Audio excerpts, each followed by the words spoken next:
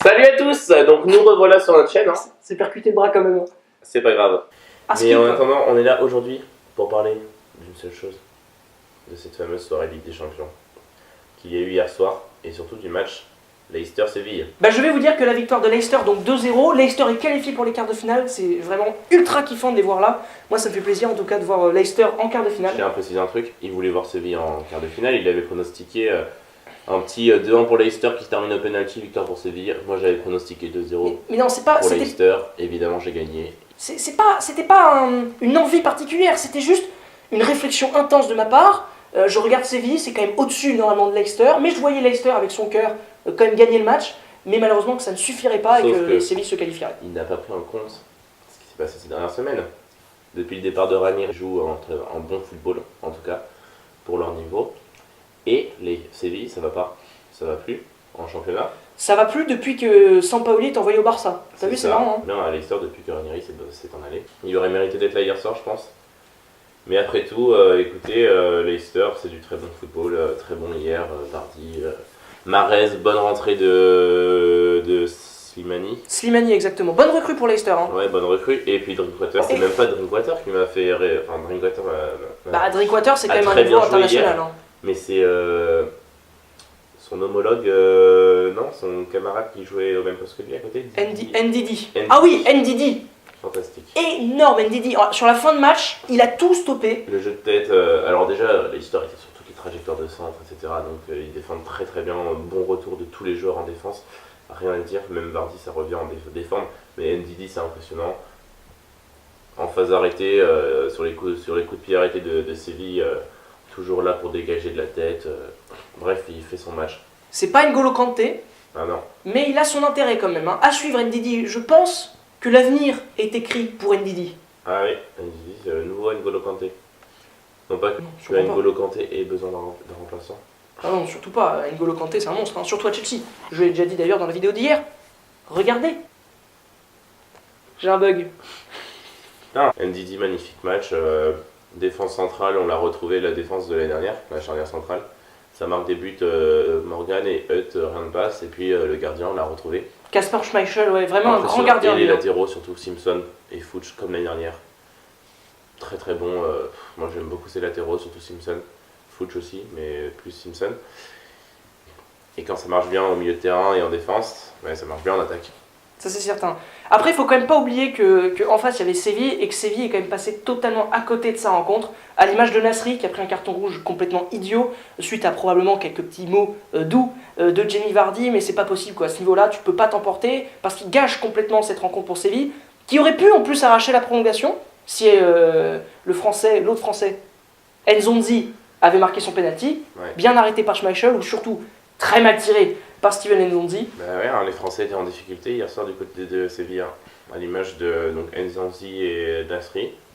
Mais je trouve que Ben Yedder, il a été bon sans être mauvais. Ouais, mais malheureusement, quand il est tout seul en pointe, c'est compliqué, quoi. Il n'y a personne qui l'a vraiment aidé. Bah, en fait, c'est comme d'habitude, en fin de match, on voit Iborra qui essaie de beaucoup monter avec Rami pour aider les attaquants, mais bon, quand ça marche pas, Escudero, moi j'aime beaucoup ce joueur, hein, mais hier il fait des fautes. Enfin, c'est même pas qu'il fait des fautes, dans le sens il perd la balle bêtement, il fait des mauvaises relances. C'est surtout le défenseur qui était aligné à côté de Rami, en centrale. Je me souviens plus de son nom. Moi non plus. Mais il fait pas un bon match. Moi je préfère personnellement Clément Langlais qui est arrivé de Nancy cet hiver. Langlais très très bon. À chaque fois qu'il joue, je le trouve très serein. Mais bon là il n'était pas là pour cause de blessure je crois, Clément Langlais, mais vraiment c'est très très solide. Ouais, Langlais c'est très bon, en plus avec Rami ça parle français les deux donc forcément ça circule bien.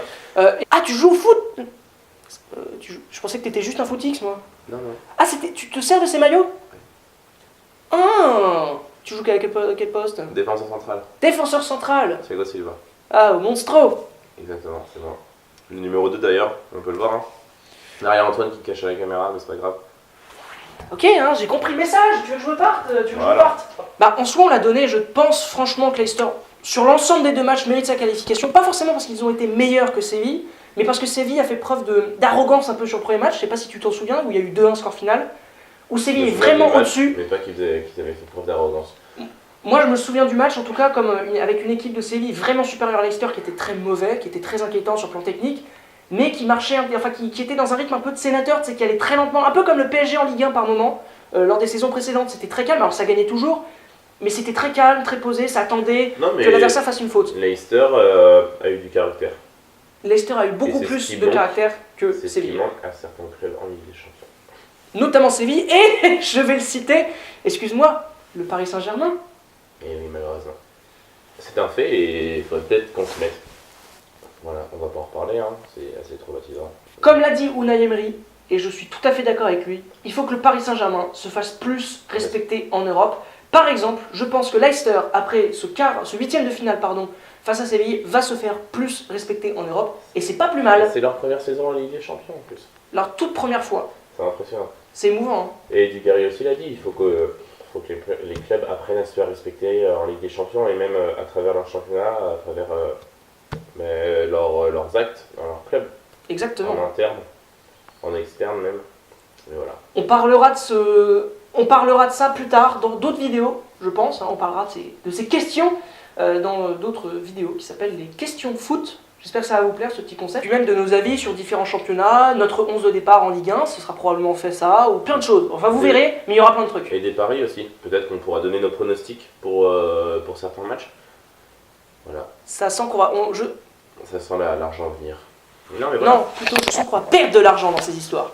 Mais bon, bref. Donc c'est vrai qu'on aura plein de nouvelles vidéos et de nouveaux thèmes, nouvelles propositions dont on vous fera part et on vous demandera de les partager, de les liker.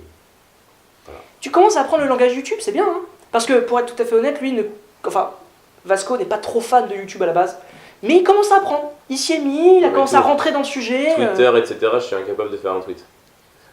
Et pourtant, il a 19 ans. C'est pour vous dire que les jeunes ne sont pas tous les mêmes, hein. Pour vous dire. Moi, j'utilise que certains réseaux, les autres j'aime pas. Ben voilà, aujourd'hui, je suis obligé d'utiliser ceux que j'aime pas. Mais bon. C'est pour me faire de l'argent, pour être sponsorisé par Nike. Par contre, sachez-le, il est fan de Snapchat. J'en dis pas plus, mais il y aura des trucs de manière non régulière, parce que je connais un peu Vasco, ce sera pas régulier, mais sachez-le, il fera certaines vidéos Snapchat. Je suis fan de Paris aussi. C'est pas l'important. Là, aujourd'hui, ce qu'il faut dire, c'est qu'il fera peut-être des trucs Snapchat. Peut-être. Et donc, c'est la fin de notre vidéo. Comme on peut dire, victoire méritée de Leicester, qualification méritée de Leicester. On espère les voir le plus loin possible dans cette compétition et on souhaite le meilleur aux équipes et on souhaite le meilleur surtout à Monaco ce soir pour son match face à Manchester City. Et donc demain vous aurez le droit à un petit débrief pour ce match qui, je l'espère, s'annonce être un grand match avec beaucoup de buts, mais beaucoup de buts pour Monaco et une qualification à la clé, si possible. D'ailleurs, un petit prono pour ce match? On peut le faire en vidéo comme ça au moins ça va être fait. Je pencherai pour un soit 3-1, soit 2-1 pour Monaco. D'accord. Avec doublé de Mbappé sur passe décisive de Falcao et Bernardo Silva. Okay. Et peut-être sur le 3-1, on part sur un but de Bernardo Silva en plus. Moi, je te dis que Manchester City, évidemment, va marquer des buts ce soir. Monaco aussi, je vois un 4-2, moi. Je vois un match de fou qui part dans tous les sens, comme le match aller, avec notamment un but en prime sur corner de Monaco. Parce qu'ils en ont pris beaucoup au match aller, des buts sur corner un peu pourris. Là, c'est eux qui vont mettre, et ce sera Jemerson. Et par contre, ce soir, il va falloir apprendre à défendre. Les erreurs, ça suffit. Subasic, tu fais plus d'erreurs demain.